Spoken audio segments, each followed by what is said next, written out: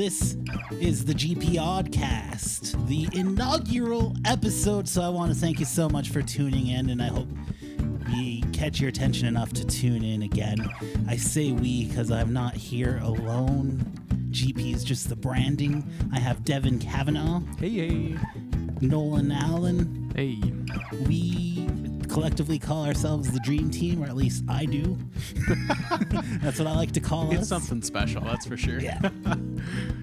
We're going to be talking movies. We're going to be talking video games. We might even talk some albums. Maybe not today. We'll see how we do on time. Before we started, you mentioned that you thought about selling your camera today. Oh, yeah. It was a sad thought. That was a really sad thought. I can hear it already. Yeah. I hate to say it, but it's just one of those things. Like, you know, we're getting older and priorities are shifting constantly, right? Trying to keep up with life. But yeah, I was sitting there and I've used my camera for photography and videography and making music videos, things like that, all sorts of weird stuff, documentaries. And yeah, I looked at it and I was like, wow, I should part with this and just move on. Wow, that seems like a dark thought to me. It was a very dark thought. And then like it was weird because it went away like in like a minute, it was gone. And I was like, no, I can't sell this. But like for that minute, it was an existential moment for sure. It was very, there's a very good reason to sell your camera. It's to buy another camera. Yeah, see? Yeah. Actually, always look at the positives. I told my girlfriend, and that was the first thing she was like, oh, yeah, you just buy another one after, though.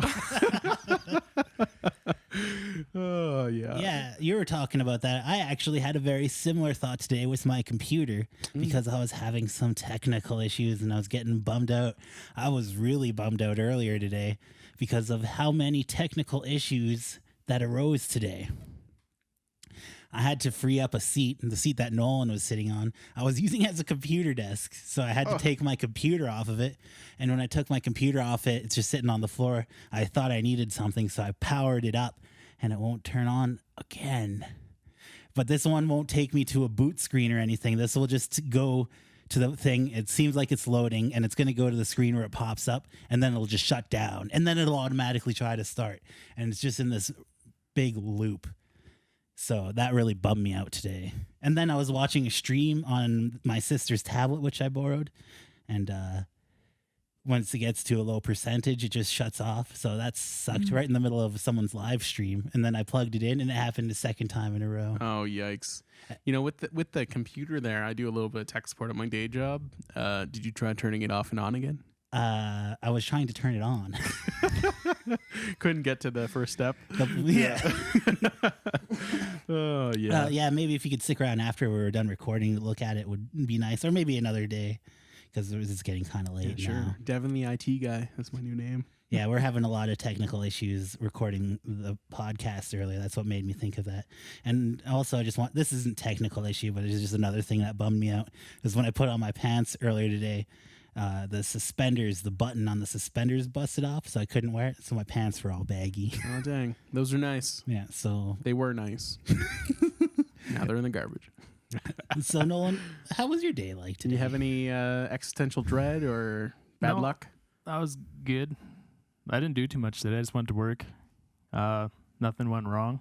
So that's good. Knock on wood. Yeah. Except for take one of our podcast. Yeah.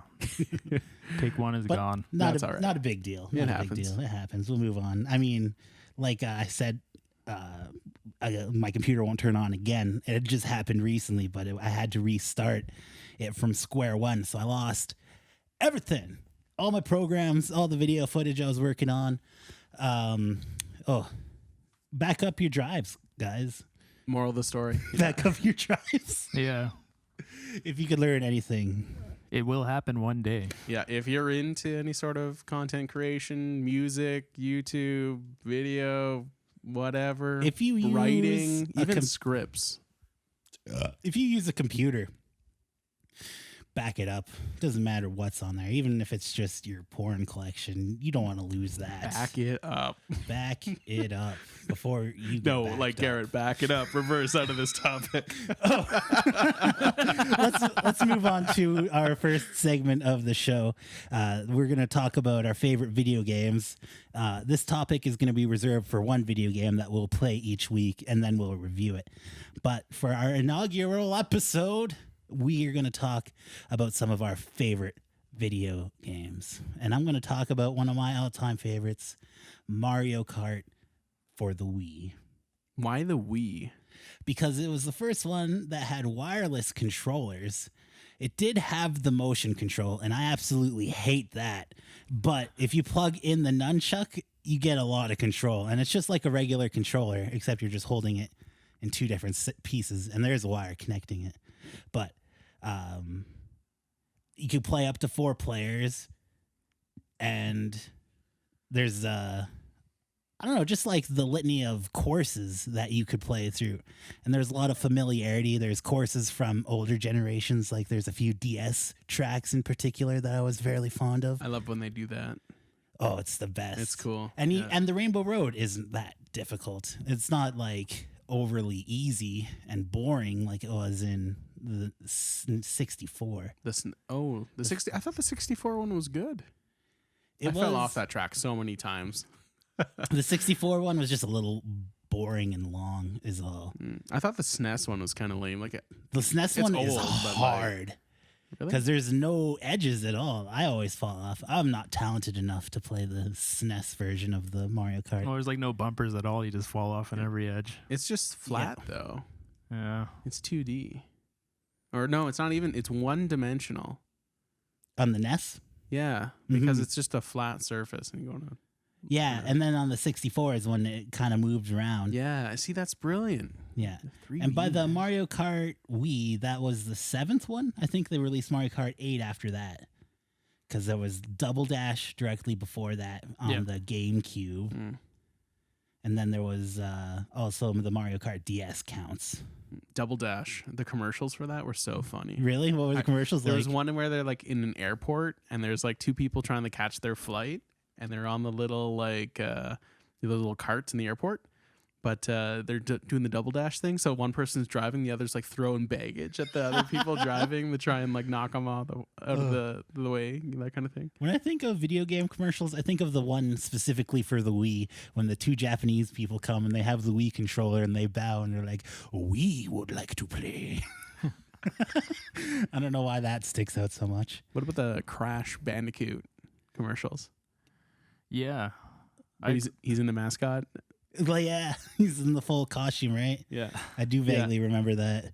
I think they're kind of doing a couple more of those commercials with like the remakes they made. Nice. They should totally. Like, you mean the commercials? Yeah, Yes, that's awesome. yeah. They should totally bring back like 90s marketing campaigns. They were so outrageous all the time.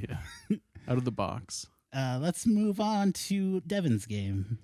I'm gonna go with Mega Man 64. Mega Man 64, a game I have not played. Keeping it Nintendo themed here today, I guess. So far, we got Wii and we got Nintendo 64, Mega Man. 2 classic systems. So this for sure. game, Mega Man 64, was also known as Mega Man Legends on PlayStation. Oh, so this And- is the first time that they branched out between systems? Or were they available on other systems before? I think like the Mega Man X games were also available on PlayStation 1 at this time. Oh. Yeah, this came a bit after them. So essentially what this is it's Mega Man in a 3D world with RPG elements. So you're like you're killing guys, you're getting experience, health, money to buy parts. The parts you then use to make better guns and improve yourself. So it's kind of cool. And you go through like all these like dungeons and stuff, and it's really neat. This must be later on. They made a lot of Mega Man games. I'm just recently found out. I think they made 5 for like the NES alone.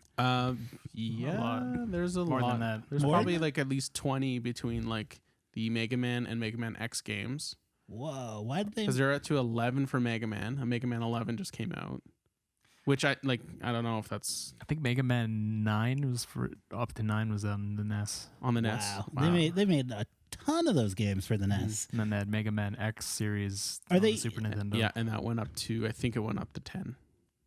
I want to say it's at 10.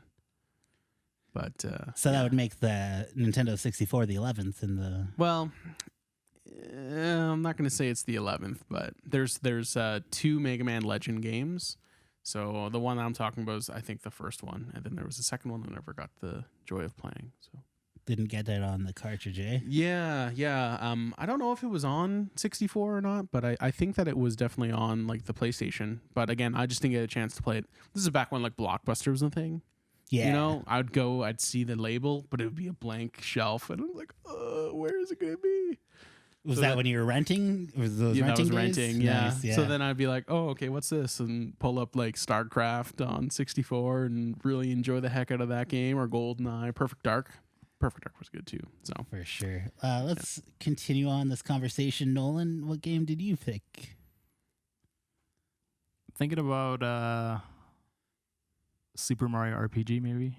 on Super Nintendo. Yeah. Keeping it, we've all went different systems on Nintendo. This episode We sponsored just by go on Nintendo. down. We started like a few years ago and just kept going back and back and back. Now we're in the 90s. If we had another co-host, I'm sure they'd pick a NES game. What is up with the first character you get in your team? He's like a white frog thing. He's Is he dough? Is he Mallow. bread? He's Mallow. he's a cloud. He's a cloud. Yeah. From the Cloud City, remember? Nope. No. He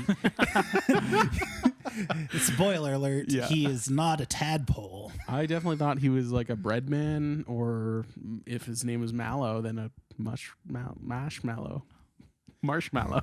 Yeah. So when he has emotions and he cries, he controls the sky and it starts raining when he's sad. Oh wow. And you find out very early on in the game that he thinks he's a tadpole, and it's obvious that he's not. Oh, I love that scene. I'm not a tadpole. Frog Fuchsius. And then it gets all sad, the music for Frog Fuchsius. Oh, yes, you fell from the sky, but I raised you like you were one of my own. Oh my goodness. That's ridiculous. Yeah, that game I've only ever played like probably the first like 3 hours of. I could never get further than that into it, but It is amazing. It's worth finishing. yeah. Yeah. How many hours is that game? I think it's under 30. It's about 10 to 15, depending on, maybe it depends on how much you fool around for sure. 20 hours. 20 hours or so. Doesn't it have some really cool like side bosses that are kind of referencing Final Fantasy? There's one, it's like the secret final hidden boss you could get. It's like in the doorway or something. Yeah. Yeah, it has the music from Final Fantasy 4. That's it. Yeah, that's It's the one. awesome, and you fight Culex. I don't think he's necessarily from. It's definitely looks like a Final Fantasy character, but I think they invented it for this. Mm. I'm not sure, and yeah, he's like the super secret hidden boss. Very hard to beat, Yeah. and I've beat him. Have you beat him before? I think I did. Yeah. Ooh. One of my High favorite Rollers games. Club right here. Yeah. We beat all the secret bosses Okay. in Super Mario Here's RPG. the real thing. Did you get to the Great Guys Casino? I can't remember about that. No. It was such a big deal because they always hint on it like, oh, does the Great Guys Casino even exist? And that's like the dialogue in the game. You're like, I don't know. Does it exist? And then you get the Great Guy Casino card. If you from his brother, I guess he's also, and he plays this juggling game and you just got to find out which the red ball is in his left hand. And then you then you just have to find the casino from there. And I'm not going to spoil. You got to find it on your own or just Google it. Isn't that weird? Hey, like games nowadays, you don't need walkthroughs or sorry, I guess you don't need like Game Sharks or anything now. It's Yeah. everything's just online. or how Back they in do the it. day, when I played Yeah. through Just pay for your cheats. when I played through Super Mario RPG, you just had to figure out everything for yourself. Yeah. And there's these little hidden boxes that you could get. Just randomly, they're hidden, like in the regular Mario universe. But there's like a certain amount, and if you get all 30 of them or so, you could get a secret item. And you could find out where these secret items are by wearing like a signal ring. And you go into this one room and it tells you that there's an item in there. And you know there's only one secret item left, but you can't find it. And apparently you could only get it when you first go into this room and you're supposed to just know where it is, or else it just trolls you. And it trolled me hard. Yikes. So hard. I'm still trolled. One of the things I liked about it was that it used all of the Mario elements like perfectly in an RPG setting. The jumping. Yeah. Fireball.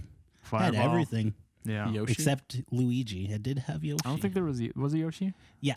Yoshi, you could find Yoshi's Island. It's a little off the beaten path. And then he gives you Yoshi cookies, and you could use them in battle. And Yoshi will come and eat an animal or a monster for you. It's pretty sweet. Oh, man. Yeah, that game has amazing music as well. Really amazing. Cool. How does it compare to something like Legend of Dragoon or like Final Fantasy VII? Comparable. Super Mario RPG is the best Final Fantasy game, by the way. What Yeah. about Kingdom Hearts, everybody? Common consensus. Kingdom Hearts.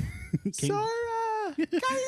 I've never played that game. I heard so many good things about it, and it's Like just it got the characters from the Disney universe, like Goofy and stuff. So how could you go wrong? 'Cause I really love that the maze music from the forest. Oh yeah, the music was fantastic in that game. It was actually, yeah, It has Mario classics, but they had like original music that was just so catchy. And I didn't get tired of it 1 second. no, I'm still not tired of that. That's a game I'll pop in and try and do a run through. I did one actually not that long ago, months ago. That's probably why it's so fresh in my memory. All right, let's move on to our favorite movies. Nolan, since you finished off the last segment, do you want to start off this one? Sure. My movie was yesterday. Yesterday. Yeah. This just came out in the theaters. How is it your favorite movie already? No, I just wanted to review it. Oh yeah, I just wanted to talk sorry, about this isn't favorites. Yeah, I wasn't going by that. I'm like, oh, just review a movie? Okay. I Yeah. went and watched Yesterday in theaters last week. So what about the guy, he like He wakes up in an alternate universe. yeah, and the Beatles weren't a thing, but he remembers all their songs. He must have covered them before or something. No one remembers who the Beatles are.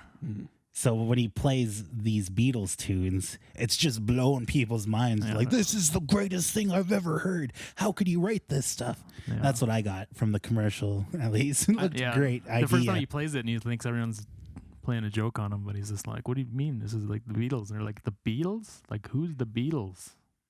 And he goes and Googles, and there's like literal Beatles with 6 legs. It's such a great concept. And in this Marvel cinematic universe with the alternate universes, I think it's easier for people to grasp such a idea. Is that how it ends? Like everyone, like the Beatles were snapped away by Thanos? Is that what happened? It's a Marvel It's such a movie. big what if show. I guess so. That's Yeah. probably what happened. Like Yeah, he kind just- of like hits his head for some reason. Something happens. The power goes out. He remembers these songs and he's playing it just to get him. Like he's a starving musician trying to make it, and then he plays the song, and like everyone's like, when did you write that? It's so amazing. Yeah. For me, the movie is kind of like the new generation knows no old music. There's people out there that say they've never heard the Beatles before. Millennials. Who are the Beatles? Yeah, exactly. That's exactly what real people would say today. Yeah, I feel that way sometimes when it comes to like, I hate to say it, I like this band a lot, Smashing Pumpkins. I only know like 3 of their songs, but the same with Radiohead too. Like these are Love huge. Smashing Pumpkins. Yeah, There was a hit on Big Shiny Tunes. I think they played as Smashing Pumpkins. That's pretty much all probably I know. that 1979. 1979. But that's definitely a band that hasn't really stuck around, and it's not. Wouldn't have a long-lasting legacy as much as the Beatles would, and at this point, it's like known as a '90s band. Think about Elvis. Any of those bands you name, they've been influenced by the Beatles. True that. No matter how you look at it. You study the guitar, eventually you'll get there. If you look at our generation here, because, well, technically, I think we're on the cusp of being millennials, being born in the 90s. But like Elvis is someone that I could name like that one, like, ain't nothing but a hound dog. Hound dog. Like, that's the only song from Elvis that I know offhand. Mm-hmm. Whereas, like, that would be blasphemy to the older generation, the Yeah, boomers. exactly. But that's just the thing. The boomers are dying off, and with them are these great memories that they had. And then, like, with movies like Yesterday, the Beatles will never die, but a lot of artists from that time will. So I think whoever was writing it was probably thinking about that, like meeting people that just don't know who the Beatles are. Like, what if we make this a movie? What if the commercial that cool. they made before, like, that had anything to do with it, was just like a montage of everything that the Beatles was referenced in, from like comedy movies like Walk Hard. There's little clips, just like every time that it was referenced in pop culture, pretty much. It was really good. It made me, I didn't even know it was referencing a movie. I'm like, this must be a documentary or something. It's an interesting trailer for sure. Yeah. And yeah, it goes along with what you're saying, where it's like the amount of influence that they had over pop culture without us even really realizing in the moment, right? There's all the people that just jokes don't and know. stuff. Yeah. Yeah, there's a lot of good stuff in there. I think if you love the Beatles, you'd probably enjoy it because it has a lot of the songs in there. Yeah, you never hear the Beatles music in television. This is probably, or movies at all. Rare. And if it's one of those, what do you do with fame once you have it kind of stories as well. Oh, so it's relatable.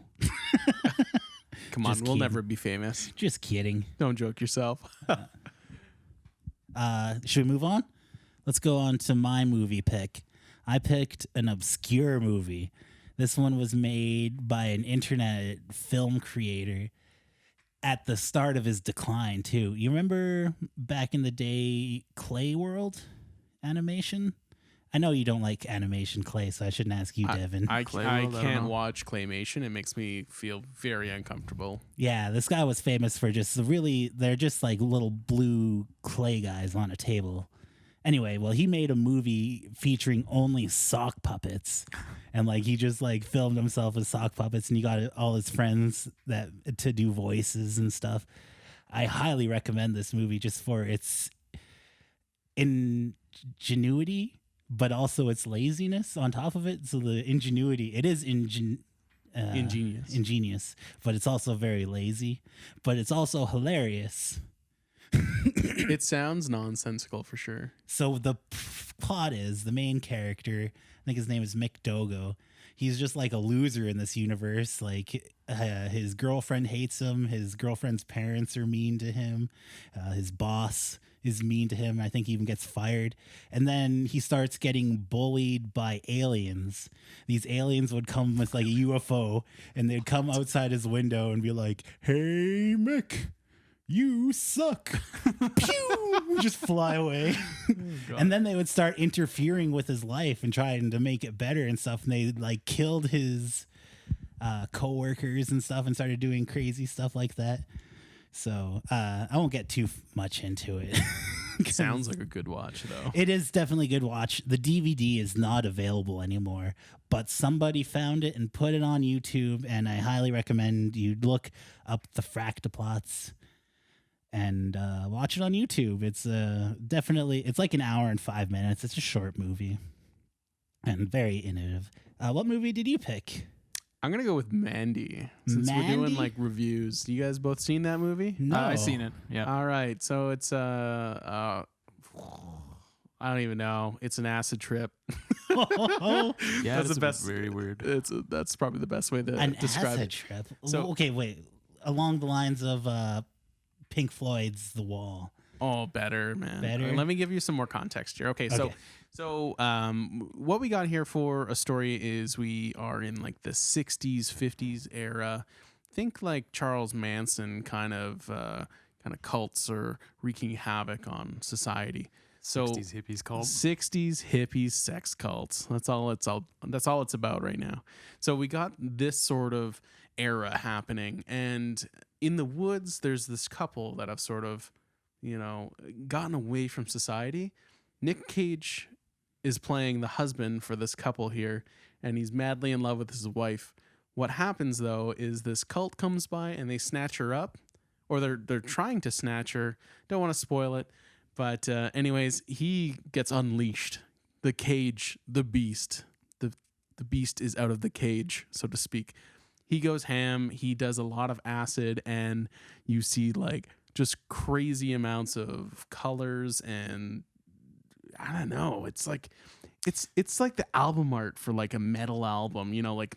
It's like all his self-control is like lost, and then he just goes on a big party binge. Yeah, and it just becomes like a Rob Zombie cover album. Yeah, essentially. It's almost like, you know, heavy metal, like the animated film back. Yeah, it's like that, but live action, I would say. Because there's parts where it's like Earth is no longer on Earth. It's in the solar system elsewhere. Very like heavy contrasting colors. Yeah.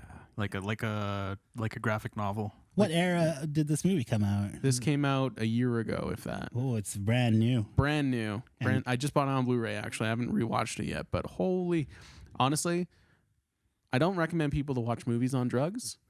Watch this movie sober, and you're gonna love it. And then watch this movie high after. And then do drugs. and then yeah, watch it first sober, then do a round of drugs. You know, smoke Whatever your your marijuana, drugs, cigarettes, maybe. or whatever. I think it might be okay on mushrooms, but it'd be pretty weird. Yeah, like that's my point of view on this movie. Watch it sober, watch it high, and enjoy. Nice. Yeah, if you like violent revenge movies, this is your movie. Yeah. And then if you want to be confused, you can watch this too. It's got so much to it. You like, have you guys seen like True Detective? It's an HBO miniseries with like Woody Harrelson and I heard about it, but I never seen it. No, yeah, Matthew same. McConaughey. Oh my goodness, another. We're not talking about TV shows. Watch that show. It's great. It's got so many layers. Like there's like the fictional kind of action side to it, where it's like he's riding a motorcycle with like a katana and like a shotgun, and then all of a sudden he's in some sort of weird church in a desert, but it's on a different planet, and he goes deep in the catacombs and, you know, comes out in this sort of ritual chamber, and oh yeah, whoa, what a ride. That's all I gotta say. I love Mandy, this movie. I gotta check that out. That Mandy. sounds awesome. Yeah. Your glowing review is selling me. I want to. We're kind of running low on time. I wanted to do a whole album segment, but I think we're gonna have to skip it. Maybe we could talk like one of our albums that we picked out. Let's just talk about the one I picked out. Wow. Yeah. Screw you guys' opinions and what you want to talk about. I'm never going to be on the show again. I picked out the album that just came out this year, actually, by our local band Crohn's. They released their album Aghast, and it is awesome. I thoroughly enjoyed this album so much. I think Crohn's actually has the potential to move on from our local hemisphere 100%. and move on to a bigger hemisphere, wherever that may be. That does not sound like a local band. That sounds like on radio rock kind of good stuff. When it gets to the song Whooping Cough, it's like track number 4. It's really catchy. It gets me every time. And I'm glad they included it on this album, because I know they've recorded it before and released it. So I'm glad they released it on this album. Like the most refined version? I believe it is, yeah. And I believe the rest of the tracks on the album are completely brand new too. And they're all original tunes. I think it's like the second song that they have. I'm trying to remember what it's called right now. Jeez, why is this so difficult? Yeah, I can't peg it right now, but it's just got like it's a good like walking song. You know when you're like speed walking and you're like, it's just something like, it's good, it's catchy, it's upbeat, but then there's like that emotion to it as well, like where it's like it's got some substance where if you wanted to like brood on it, you could. Mm-hmm. As happy as it sounds, it's still sad. Yeah. You know, it's There's cool. It's some real dynamic. lyrics. Like if you listen to lyrics, I haven't really gotten around to doing that much. They're very real and passionate. Nathan Kelly is the lead singer and I believe lead songwriter. He works at our Sunrise? record store, Sunrise Records. You could actually go bug him. And I thought that was him. yeah, that's Nathan Kelly, man. Give Dang. a shout out. And also in the band, I wanted to mention Brittany Meyerhofer. she has got her own solo band going now too. And I believe she's going to be working on her own solo release. Is she the one that does vocals on that album too? Yeah, she's okay. she's like the backup. I think she only sings. She does like backup vocals, but she's quite the accomplished musician herself. She's known to play with a loop recorder, and now she's doing like a full band experience. She's kind of growing, and I'm glad to see that. So Prince George music, man, go out there, check out the Legion, man. That's where the parties are at. The Legion has a new birth as a music scene. So that's pretty much what I would like to do for the show. Just kind of talk. Maybe in the future we'll just do like one of each. We're still figuring it out. The Legion. Prince George's vagina. This is the GP OddCast. We just came up with that name before we recorded it. We were playing around with the name. It just felt right. It did. And Devin said he felt odd. I don't know about you, Nolan. Do you feel odd? Yeah, sometimes. Sometimes I definitely feel odd. I feel like I don't fit in with society all the time. And I don't know if that's a good or a bad thing at this point. I'm an artist. I paint cats. Screw society. Society could go make a baby. Yeah. That's a good insult, but go procreate. Any final thoughts, guys, before we wrap this up? If you're odd, let us know. Oh, we forgot to say at the beginning of the recording that this was brought to you by Low Q Gaming. That is a YouTube channel that I run with a friend of mine in Vancouver. So we record video games and do commentary and try to make people laugh. It's a good time. I highly recommend it. Please tune in. We'll try to do this as a weekly thing. Nolan will probably be here all the time. Devin, you're kind of on the fence about a weekly schedule, but we'll try and make it do. I want to be here. Just do it if we can. Yeah, exactly. Sometimes can't all make it, but we'll try to be consistent at releasing episodes regardless of everybody's availability. Oh, heckin' yes. So thank you very much for listening to the inaugural episode of the GP OddCast. GP OddCast.